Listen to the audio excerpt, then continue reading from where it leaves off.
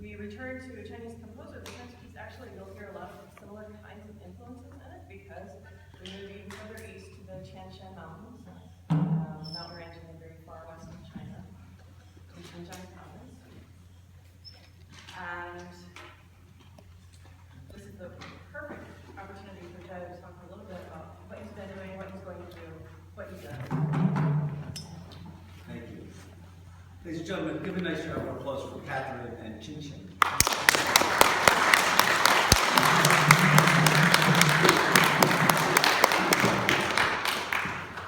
So I'm up here playing a variety of percussion instruments from all over.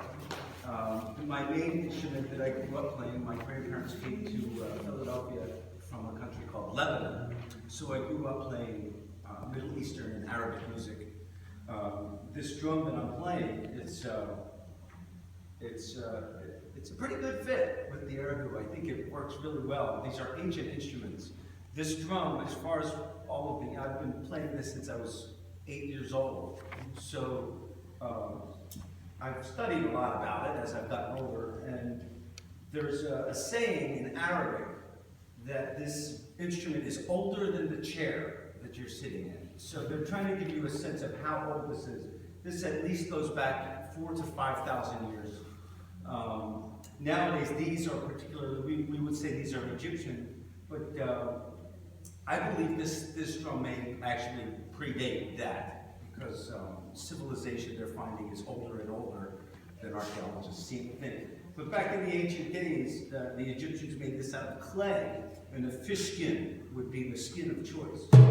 It's just a wonderful piece of technology. It has so many sounds that you can play. I'll give you a couple of the names. If you're from Egypt, you call it tabla.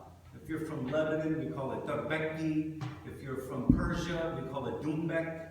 You may have heard of these names. Darbuka is North African. If you're from Norristown, we call it drum. And there's so many sounds that it can make. I can use the finger.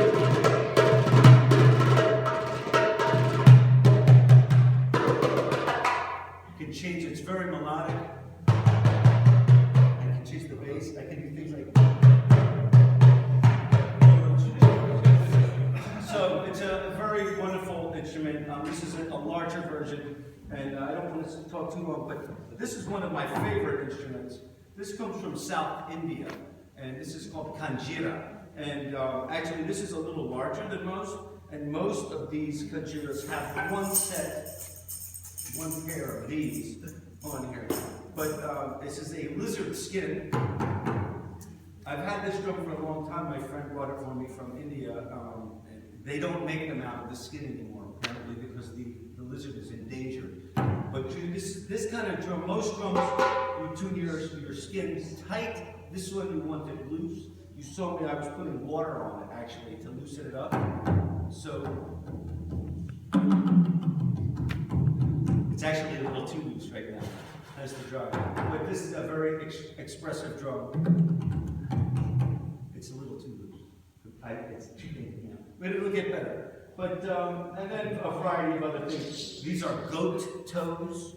They're goat toes. Actually goat toes. These are Indian bells. And then Qin Qian brought this for me today. For a little later, we'll put that in there. And that's it. And so blah. And so that's it. Thank you.